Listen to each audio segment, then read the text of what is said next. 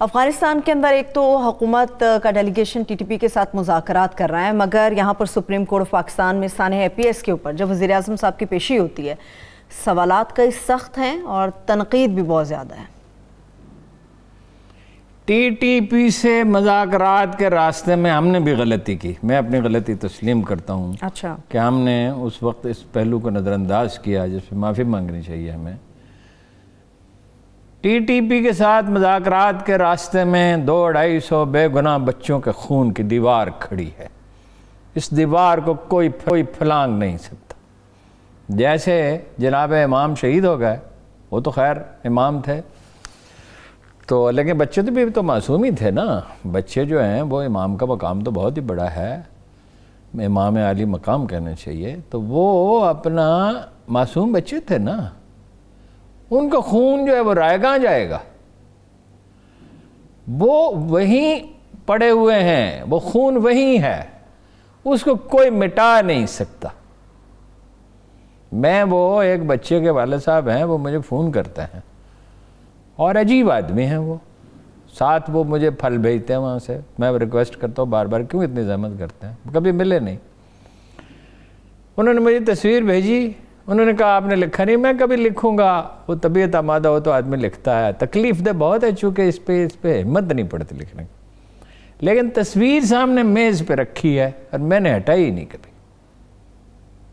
मैं उस तस्वीर को देखता हूँ, मुद्दतों पड़ी रही, तो भुला कैसे सकते हैं नन्हे बच्चों को इस सफाकी के साथ कत्ल करना। कुरान मजीद कहता है आँखें अंधी नहीं होती, दिल अंधे हो जाते हैं, और दिल सख्त हो जाते हैं पत्थरों की तरह, बल्कि उनसे भी ज़्यादा सख्त। पत्थरों में तो ऐसे हैं जिनसे चश्मे फूटते हैं।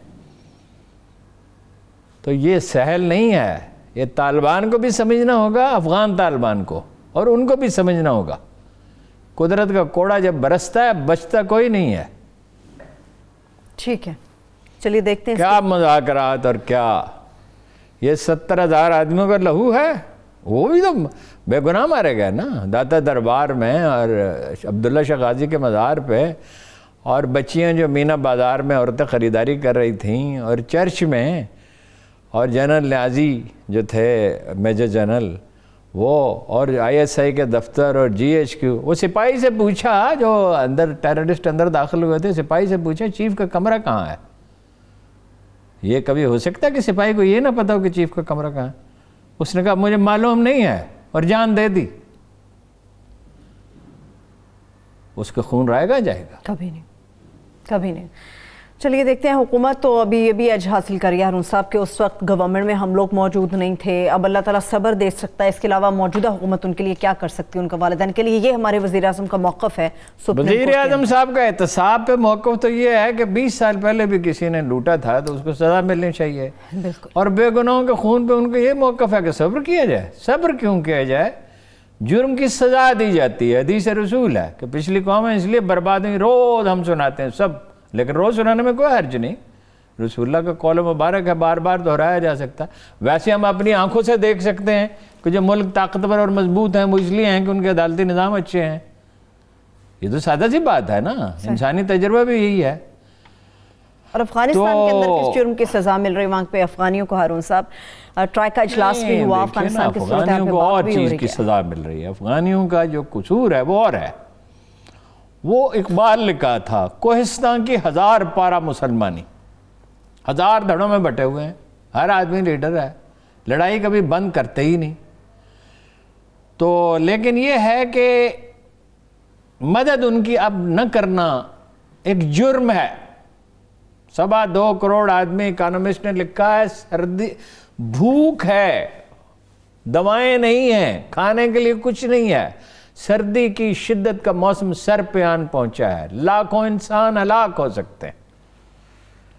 तो वो तो अभी जो इंडिया में कॉन्फ्रेंस हुई उसमें भी उन्होंने कहा इंडिया ने 50,000 टन गंदम भी देने के लिए कहा है, कहा पाकिस्तान के रास्ते भेजें, पाकिस्तान को मुश्किल में डाला। भाई क्या बाहर के रास्ते तुम हर चीज भेजते हो ईरान, यही गंदम ही यहीं से अफगानिस्तान के। लेकिन मेरा ख्याल है कि जाने देनी चाहिए, इसलिए कि भूखे को खाना खिलाने से बड़े ज्यादा अहम दुनिया में कोई चीज इस बात का क्या सबूत है हारून साहब कि वो कुछ शरंगेजी नहीं करेंगे, कुछ शरारत नहीं करेंगे? नहीं, वो पाकिस्तानी फौज इसकी अहल है हमारी कि वो सिक्योरिटी अरेंजमेंट कर देगी। वो तो फंसे हुए तो वो हैं, वो आगे बात करेंगे तो कहें इंडिया फंसा हुआ है। इंडिया फंस गया जैसे चूहेदान में फंस जाता है, वो नहीं निकल सकता इस दलदल से। हम नहीं होंगे लेकिन आप लोग देख लेंगे। आलमी इदारा सेहत ने बड़ी ख़तरनाक रिपोर्ट दिया हारून साहब के इस साल के आखिर तक 10 लाख ऐसे बच्चे हैं जो भूख से मर सकते हैं अफगानिस्तान के अंदर। इससे भी ज्यादा देखो, $9 बिलियन हैं। अब लोगों ने, मैंने कहा कि वो रोके हुए हैं उसने, तो वो ट्वीट करने वाले ऐसे ऐसे अक्लमंद लोग हैं, कहते हैं जी वो तो अमेरिका के पैसे थे। जब पैसे किसी को दे दिए जाते हैं तो उसके होते हैं, ठीक है। जब मैंने ये पानी की बोतल एक आदमी को दे दी, अब फिर मैं उसे कहूँ कि ये मेरी वापस कर, दिए इन्होंने अपने मफादात के लिए दिए। बिल्कुल। एक बात मैं आपको बता दूं, अफगानिस्तान से दुनिया की कोई कौम बेनियाज नहीं हो सकती, ना यूरोपीय यूनियन हो सकती है, ना अमेरिका हो सकता है, इंडिया नहीं हो सकता। किस लिए कॉन्फ्रेंस बुलाई, किस लिए 50,000 टन गंदम दे रहे हैं? अफगानिस्तान इज द कंट्री जिसके जरिए सेंट्रल एशिया को एक्सेस किया जा सकता है, ईरान के जरिए भी किया जा सकता है, लेकिन महंगा बहुत पड़ेगा। चाबहार का और गवादर का 16 घंटे का फर्क है। टायर घिसेगा, डीजल और पेट्रोल खर्च होगा और अखराजात बहुत बढ़ जाएंगे। वो जब जन कैनी ने वो रोक दी थी, जब मैं कहता हूँ ना, ट्वीट करता हूँ कि नई क़यादत मुंतखब करनी चाहिए जो अवाम की मर्जी से एक नया निज़ाम वज़ा करना चाहिए, तो कई लोगों ने आज मुझे कहा कि आप चाहते हैं जनरल कैनी को तो सियासत से दिलचस्पी कोई नहीं है। वो तो मुझे कहते थे मुझे कराहत है सियासत से, हाँ जी, कतन। उनको आज सोने की तश्तरी में रख के आप उनको इक़्तिदार पेश करें तो वो नहीं लेंगे। वो तो एक्सटेंशन हम जानते, मेहनत समाजत हमने उनकी की थी, और ख़ुद वज़ीर-ए-आज़म ने कहा था कि मेहनत करके मनाया, उन्होंने बयान दिया था। अच्छा, ऐनी हो अफ़गानिस्तान में जी देखिए 2 कॉन्फ्रेंस हुई जी। एक कोई पाकिस्तान ने 3+ जी, ट्राई का प्लस भी कहते हैं, 3+ पाकिस्तान, अच्छा चीन और रूस शामिल है जी, और अफगानिस्तान का नुमाइंदा भी था, अमेरिका भी, ठीक है। पाकिस्तान वो 3+ है, पाकिस्तान प्लस है, लेकिन वो मीर मुत्तकी साहब वज़ीर दाखिला जो है उनके निगरान वज़ीर-ए-आज़म से भी मिले, उन्होंने कहा, हाँ उन्होंने कहा कि देखिए इस कॉन्फ्रेंस ने भी बाद बातें वही कहीं जो इंडिया में जो है, वहाँ 8 मुल्क गए, लेकिन उन 8 मुल्कों की अहमियत वो नहीं है। तालिबान ने भी शिरकत नहीं की, पाकिस्तान नहीं गया, चीन नहीं गया जो पड़ोसी हैं, नाकाम हुई वो। बाकी वो 5 रियासतें जो हैं वो तो रस्मी उनके नुमाइंदे गए, किर्गिज़स्तान, काज़ाकिस्तान, ताजिकिस्तान, तुर्कमानिस्तान, उज़्बेकिस्तान, ठीक है। ये जो नाम पाकिस्तान रखा गया है ना, इन्हीं मुल्कों की तकलीद में रखा गया है। सेंट्रल एशिया हमारे बहुत करीब है, लोगों को अंदाज़ा नहीं है कितना फासला है।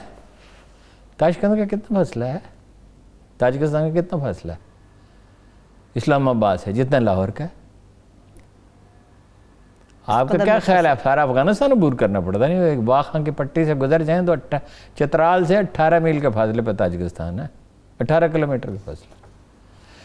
अच्छा, वो कॉन्फ्रेंस हुई, इन्होंने यहाँ तो ये कहा कि दहशत गिरोहों को जो है वो उनसे अलहदगी इख्तियार करे। यहाँ जो जी हमें ख़तरा है, तहरीक तालिबान पाकिस्तान से बेगुनाहों को कत्ल करते हैं, दाइश से ख़तरा है चीन को भी और सेंट्रल एशिया को भी और रूस को भी।